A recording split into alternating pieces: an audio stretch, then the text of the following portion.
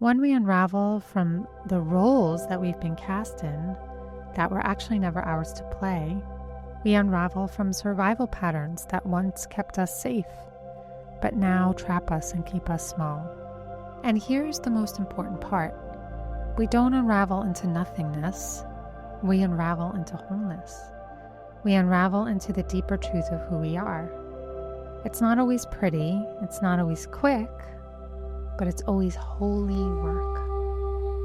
Welcome to Divinely Human, a podcast for starseeds, lightworkers, and those seeking to remember the truth of who they are. I'm your host, Sarah Asher Rose, therapist, channel, and guide for those awakening their divine path. Here, your humanity is sacred, your voice is welcome, and your remembering begins. Let's dive in. Welcome back to Divinely Human. Today, I want to talk about something both terrifying and deeply sacred. Unraveling is that moment when everything we thought we were begins to loosen, fray, and fall away. It's when the identities we've built, the masks we've worn, and the beliefs we've carried no longer fit. It's uncomfortable, it's raw, and yet it's one of the most sacred processes we will ever go through. Because on the other side of unraveling is actually the truest version of ourselves. I want to begin by sharing a piece of writing that came through on this very topic. Let it wash over you, and as you listen, notice what stirs within you. As she unraveled and untangled herself from the burdens of her past, her future began to unfold. It was only when she was free was she able to see herself for who she truly was. Like a long-lost friend, she had always known, yet forgotten. The mysteries of her heart had revealed the truth to her, that her feelings of unworthiness were never hers, did not belong to her. She had taken the projections of the past into her heart. She had allowed the voices of others' suffering to become her own. But no longer would she be willing to do this. No longer would she be willing to mask her truth, for it had been seen.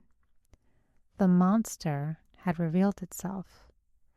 The ugliness of low self-worth and fear of success, fear of not being good enough, fear of failure, had unveiled itself fully to her.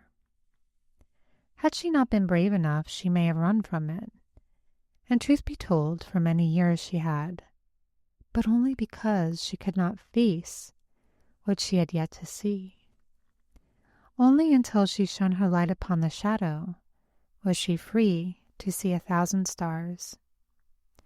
The courage to face the monster was a treasure that came through the pain of trying endlessly to feel worthy, but never feeling enough. A weak foundation built upon the lives of suffering.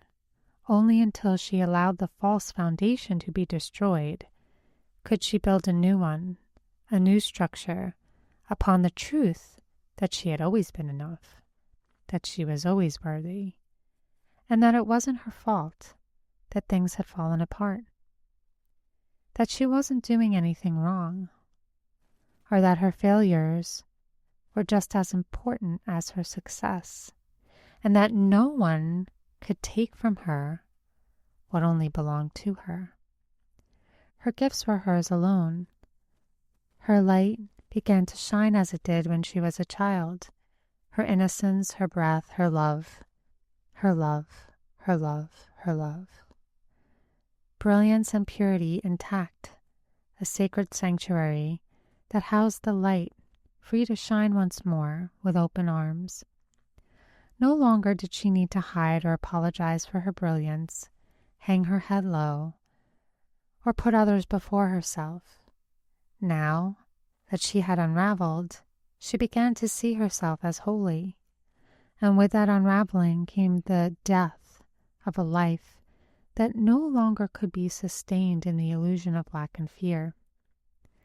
And in the spring she would plant new seeds, and her life would take root back on course in alignment with the light within her.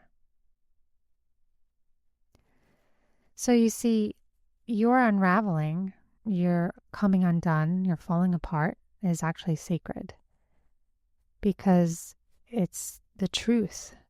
It's your life, your soul saying, hey, this version of you was never the whole story. When we unravel, we're not falling apart because we're weak.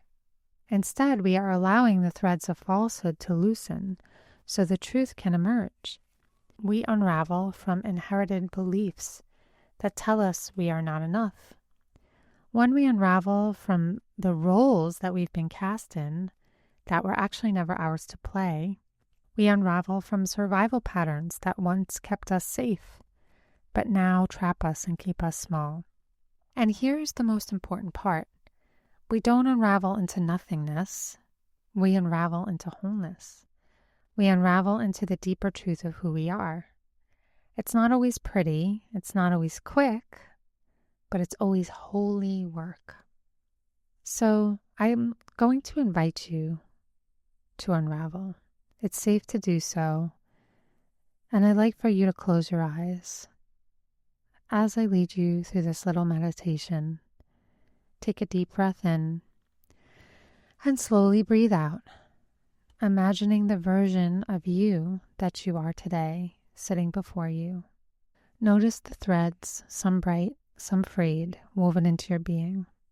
Now see if you can notice the threads that feel too tight, the ones that itch, the ones that don't belong to you. They might be old stories, fears, or expectations from others. Within each breath, gently loosen one of those threads. Not tearing, not forcing, just allowing it to release. Feel the light beneath it. Feel the space it creates. And ask yourself, what am I unraveling from right now? And then, what am I unraveling into? Stay here for a moment, breathing into the truth that this process is not wrong. It's not a failure, it's sacred. When you are ready, take one more deep breath and slowly open your eyes, carrying this awareness forward. I just want to take a moment to share a moment in my own life when everything I felt that I had worked so hard was coming undone. And that this experience taught me that unraveling is not the end. It's actually the beginning of living from a place of truth. For years, I struggled with making money and wanting to achieve something of my own, creating a business as an entrepreneur, and years of wanting to achieve financial goals and move out of my parents' house that I had felt stuck and trapped in. And finally, when I did, I started to make the income I wanted to make, but I was in hustle mode and I had no time for myself. And I wasn't happy. I worked so long and so hard to finally get where I thought I wanted to be. I mean, does that sound familiar? And then I let it all go. It got to the point where I had no time in my schedule just to be. And that's not really what I wanted. I didn't want to be a slave to what I was doing. I wanted to help others, but through my passion, not through lack. And so I really had to let go and unravel. And this happened in the fall. And in the winter, I just let go of everything. I stopped posting on social media, being in this constant state of posting and hustling and trying to get clients and trying to make money. And I just let it go. I let all of it go. And I went back to social work. I started seeing clients as a therapist and really took a break on my spiritual business because I knew that I was in programs of lack. And that sort of wounded masculine energy of trying to prove myself through productivity. And the only way to break myself of those old patterns was to completely unravel. Sometimes we have to give it all up. Let it all go to be reborn. If you're in the middle of your own unraveling right now, I just want you to know that you're not alone. You're becoming. Trust the threads that are loosening. Trust the process of what's being created for you. Trust that what remains will be the truest, most luminous version of you. And if you need someone to hold space for you in that process, you know where to find me. You can book a one-on-one soul session for channeled personalized guidance, energetic clearing, and support through whatever you're navigating. Or if you're just beginning this journey, you can download my free 5-day soul activation, Activating the Wisdom Within, a beautiful way to reconnect to your truth with channel messages, meditations, and daily journal prompts. However you choose to begin, just remember that your soul knows the way. You can also visit sarah-asherose.com or head to the link in the description below. Until next time, be gentle with yourself and honor the unraveling. Thank you for listening to Divinely Human. If this episode resonated with your soul, please subscribe, leave a review, or share it with someone who's on this path of awakening. You can find more offerings, sound codes, and soul support at sarah-asherose.com or on Instagram at sarah-asherose. Until next time, stay open, stay soft, and stay divinely human.